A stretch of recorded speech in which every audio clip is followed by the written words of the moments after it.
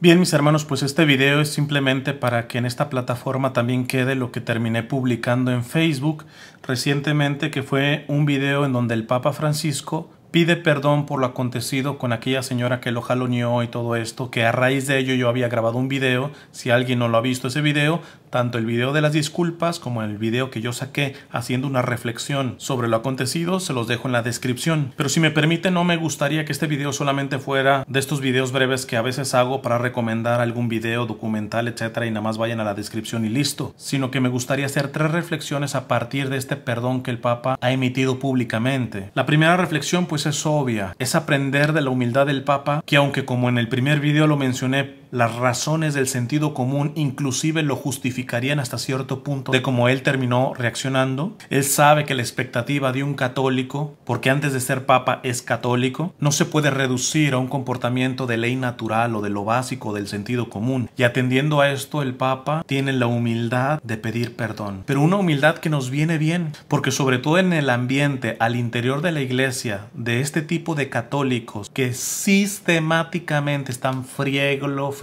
criticando y criticando, viendo dónde se equivoca, dónde puede decir algo ambiguo. Este tipo de católicos que más les valdría escuchar aquello del gran doctor de la iglesia San Juan de Ávila, que decía que siempre se sacará más en favor de la iglesia, revisando la propia conciencia que la conciencia ajena. Y para pruebas un botón, les pongo un ejemplo. Voy a reservarme el nombre de momento para tener un gesto de caridad que él, por su cobardía y su moral maquiavélica, no suele tener. Y sobre todo cuando se trata del Papa Francisco. Miren, pongan el ejemplo del Papa que se equivoca, que pide perdón públicamente.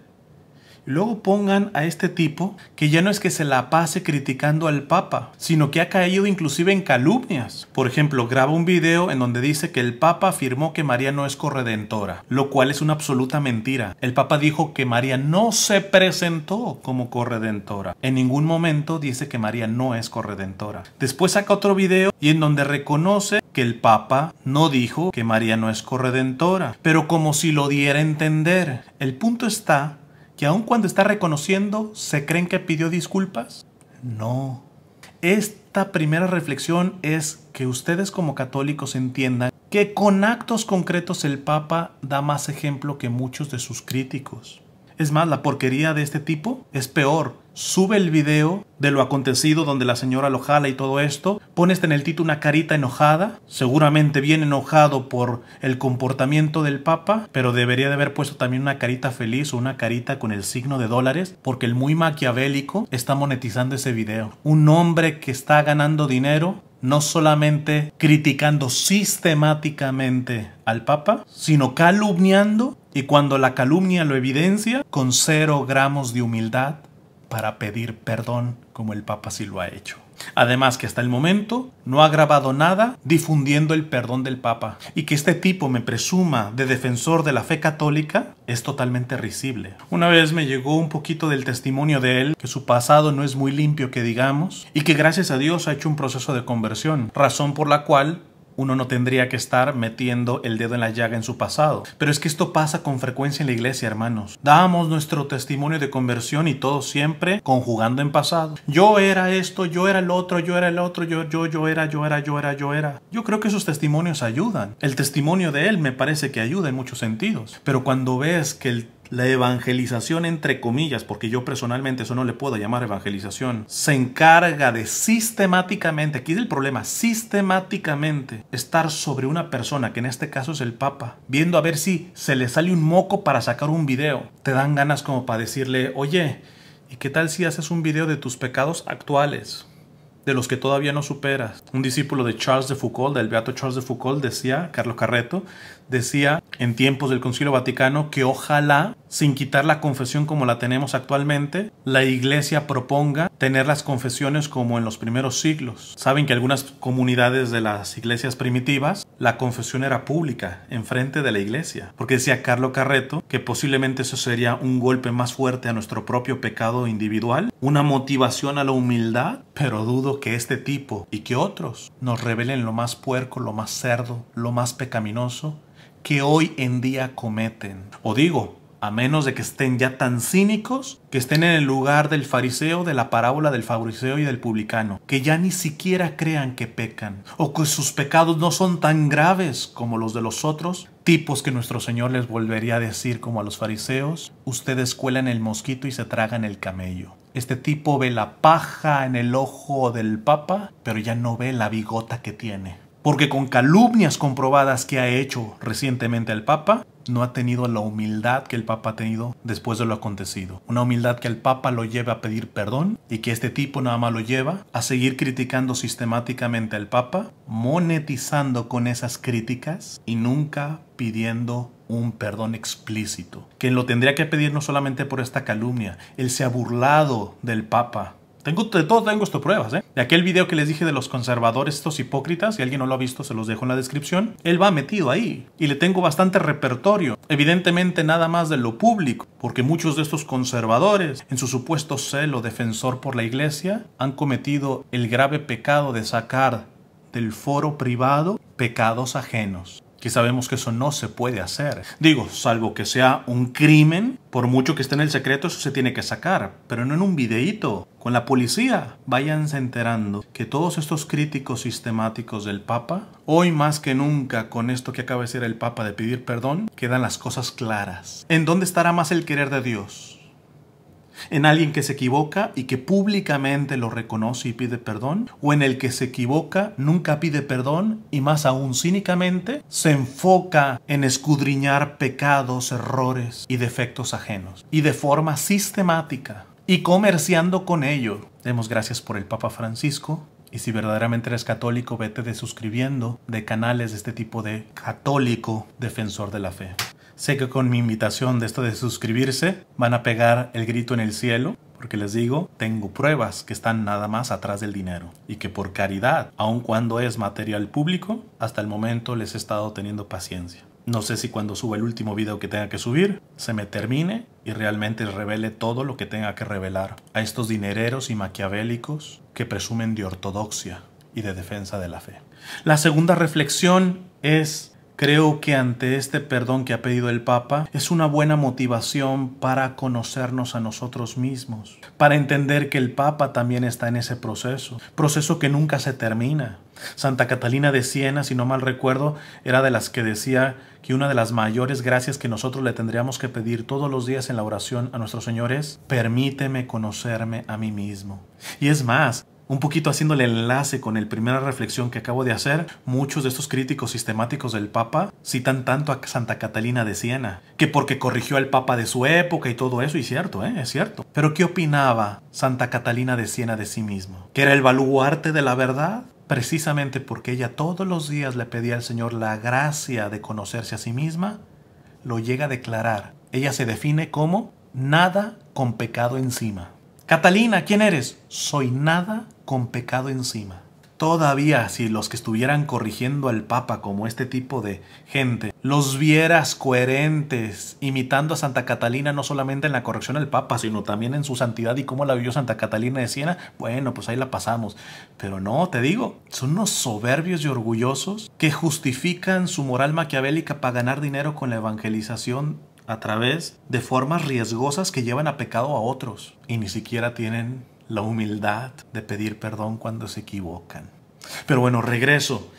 Esto de conocernos a nosotros mismos es importantísimo. Pongo el ejemplo del Papa. El Papa reconoce en su mensaje de que perdió la paciencia. En automático volvería yo a soltar una pregunta. ¿Tú cuándo pierdes la paciencia? Si el Papa ha estado muy estresado, imaginen si no tienes razones para estar estresado, cuando, como lo dije en un video que se los dejo en la descripción, como lobos están liberales y conservadores aquí, los trae acá. Imagínense el estrés que lleva ese hombre. Imagínense el estrés que lleva un hombre que recibe información de la iglesia de todo el mundo, que en un lado están matando literalmente a cristianos. A un hombre que le duele, por ejemplo, mucho el aspecto de los migrantes, porque él mismo lo ha dicho, como jefe de una iglesia sin fronteras, católica, universal, el tema de los migrantes para mí es un reto muy particular. Y sabemos que le duele en lo profundo cuando le llegan noticias que 104 naufragaron queriendo llegar a España, que otros tantos murieron acá en la frontera de México con Estados Unidos. O sea, imagínense el estrés que puede estar cargando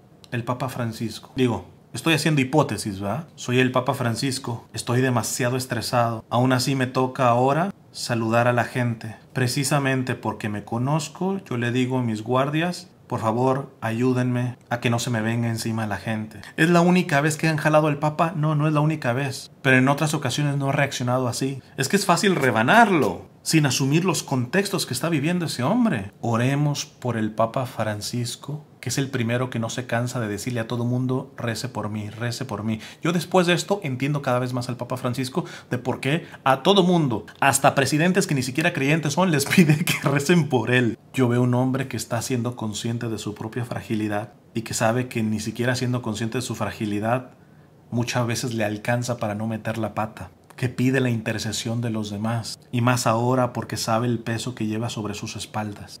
Oremos para que el Papa tenga la gracia de convertir su estrés en lo que en psicología se llama tensión creativa. No voy a explicar aquí todo, pero en poquitas palabras, el estrés mata. El estrés saca lo peor de nosotros. La tensión creativa se siente igual que el estrés. Es tensión al fin, pero es creativa porque saca lo mejor de uno. O porque al final lleva un fruto bueno. Digo, porque lo más fácil hubiera sido llevar un tipo de papado cómodo, como algunos papas muy en el pasado llevaron, de sillonazo, de poner el dedo nada más para firmar, ¿va? ¿Qué tiene que hacer un hombre que pasa de los 80 años, reduciendo sus catequesis, pero ampliando el tiempo para pasar a saludar a la gente? Eso nadie lo obliga. A su edad pudiera pedir algo más cómodo. Yo personalmente sí veo un hombre que no está teniendo miedo en desgastarse, pero desafortunadamente el desgaste también cobra sus facturas. Y si las cobra para mal, como en este caso, bendito sea el Señor, que a lo menos tiene la humildad para reconocerlas y pedir perdón. Y la tercera y última reflexión a partir de esto es que yo al ver la equivocación del Papa y su gesto de pedir perdón, y muy concretamente reconocer que él ha perdido la paciencia en ese momento, ¿qué tal si nosotros nos acercáramos y le dijéramos al Papa: Santo Padre, ¿alguna vez le ha pedido el Señor que le dé la gracia de la paciencia? ¿En verdad ustedes creen que el Papa no es consciente que en ciertos momentos puede perder la paciencia? ¿Y en verdad no creen que en su oración diaria le haya pedido o le siga pidiendo al Señor: Señor, ayúdame con mi impaciencia, dame la gracia de la paciencia? San Pablo tiene un aguijón que hay muchas especulaciones que si era una enfermedad, que si era un pecado, que si era... O sea, hay de todos. Pero San Pablo dice: 3 veces le he pedido al Señor que me lo quite. 3 veces bíblicamente significa de manera repetitiva, muchas veces. Y 3 veces me ha respondido el Señor: te basta mi gracia, porque mi fuerza se realiza en tu debilidad. Tercera reflexión: perseveremos en dar la pelea contra nuestros defectos, contra nuestros pecados. Pero entendamos que en esta pelea muchas veces la voluntad de Dios no es que venzas en sí mismo ya el pecado o tu error. Sé que algunos van a poner el grito en el cielo, pero por ahí ya les hice la traducción de una conferencia de un exorcista, el padre François Dermain, que se las dejo en la descripción por si la quieren ver, en donde él y otros, Juan Pablo I también dijo algo similar sobre esto, que dicen: el Señor increíblemente tiene una preferencia por la virtud de la humildad, al punto de cuando ve a sus siervos creciendo en tantas virtudes pero careciendo de humildad, por misericordia les quita un poco su providencia, no solamente para que caigan de donde se han levantado, a veces hasta más profundo. Y parecería contradictorio: ¿cómo Dios puede ponernos en condiciones para que pequemos? Evidentemente Dios no nos pone para que pequemos, sino porque hasta el mismísimo pecado puede servir para planes de Dios si genera humildad en nosotros. Y si hay alguien que se rasga las vestiduras, hay hasta magisterio y tradición apostólica que muestra que este es el pensamiento de la Iglesia. Para empezar, el pregón pascual: bendito el pecado, bendita la culpa que nos mereció tan gran Redentor. Además, esta frase ya se las he dicho de Chiara Lubich: si llegamos a salvarnos, al Señor no le va a interesar si llegamos a fuerzas de virtudes o a fuerza de misericordia. A Él le interesará que llegamos. Personas que son más virtuosas porque han tenido un pasado menos tortuoso que grandes pecadores, seguramente el Señor les pedirá una medida de virtud más alta. Pero otros llegarán arrastrándose y a fuerza de recibir la misericordia del Señor, de caerse y de levantarse. Muchas veces el Señor quiere hacer su obra no mediante que tú te veas que ya superaste todo pecado, toda adicción, todo defecto, sino te quiere ver peleando cayéndote pero levantándote, sin perder la conciencia de que sin su gracia no eres nada, precisamente porque cuando ves que has metido la pata en cosas que tú mismo no quieres meter la pata, te genera humildad. Cuando hay esta actitud, podemos decir entonces como San Pablo, entonces desde hoy presumo de mi fragilidad, de mi debilidad, porque cuando soy débil es entonces cuando soy fuerte. Una lógica que evidentemente no entiende el mundo, pero que sí entiende el corazón de Dios. Porque es el mismo Dios el que nos dice, te basta mi gracia, porque mi fuerza se realiza en tu debilidad. Quiero pensar en estos días cómo ha sido la oración del Papa. Yo me pongo en sus zapatos y sabiendo de tantas embarradas que yo también hago, qué diferente se ora, ¿verdad? Cuando uno ha metido una embarrada. Muy difícil que uno tenga la posición del fariseo de la parábola, que llegue orando así con pecho de paloma. No, cuando tú la has embarrado y llegas a tu momento de oración delante del Santísimo o del Sagrario, por experiencia, no te toca más que a veces decirle, Señor, en verdad qué poca cosa soy. En verdad, como Santa Catalina de Siena, tengo que decir, soy nada con pecado encima. Pero dame tu fuerza para no desesperarme, para seguir dando la pelea, para nunca justificar mi pecado, sino para siempre arrepentirme, pedirte perdón y pedirle perdón a mis hermanos públicamente, como lo ha hecho ejemplarmente el Santo Padre Francisco. Que Dios les bendiga.